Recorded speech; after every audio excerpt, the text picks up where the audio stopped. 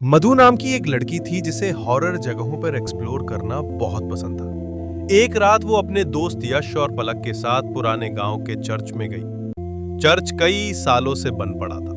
कहते हैं वहां की नन की आत्मा अब भी भटक रही है। जैसे ही वे चर्च के गेट पर पहुंचे, दरवाजा अपने आप कर कर आवाज करता हुआ खुल गया। हवा में सड़ी हुई मोमबत्ती और खून की गंध थी।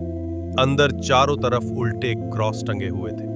फर्श पर सूखी मोमबत्तियों के निशान और दीवारों पर पुराने खून के हाथों के निशान। पलक ने महसूस किया कि कोई उनके पीछे धीरे धीरे चल रहा है। तभी एक काले कपड़ों में लंबी छाया तेजी से उनके पास से गुजर गई। वे सब एक प्रार्थना कक्ष में पहुंचे।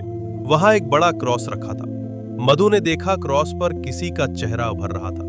नन का चेहरा, जिसका आधा चेहरा जला हुआ था और एक आंख बाहर निकली हुई थी।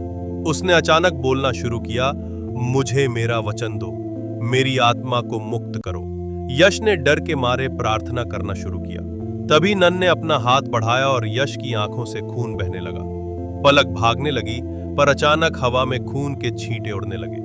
पलक की चीख सुनाई दी और वो गायब हो गई। सिर्फ उसके चप्पल और एक लाल दुपट्टा बचा। मधु और यश दोनों पागल हो चुके थे। मधु को एक पुराना बाइबल का पन्ना मिला जिसमें लिखा था, ये चर्च पहले एक अनाथालय था।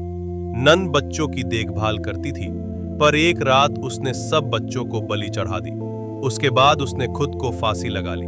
अब उसकी आत्मा हर उस इंसान की तलाश में रहती है जो चर्च में घुसे, ताकि उनकी आत्मा को अपनी जगह ले सके। मधु और यश चर्च से बाहर भागने की कोशिश करते हैं।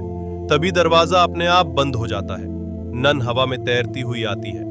उसके लंबे नाखून, गले में माला और गले से लटकती एक बच्ची की टूटी गुड़िया। वो धीरे धीरे बोलती है, अब तुम दोनों मेरी जगह लोगे। तुम्हारे शरीर में अब मेरी आत्मा रहेगी। मधु बेहोश हो जाती है। यश नन के सामने रोता रहता है। नन उसकी गर्दन में हाथ डालती है और यश का शरीर नीला पड़ जाता है। मधु की आंख खुलती है, पर अब उसकी आंखों में वही लाल चमक है। उसकी आवाज बदल चुकी है। वो नन की आवाज में बोलने लगती है।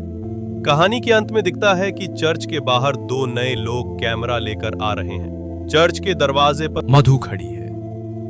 अब वही नई नन बन चुकी है। उसके चेहरे पर भयानक मुस्कान है और हाथ में वही टूटी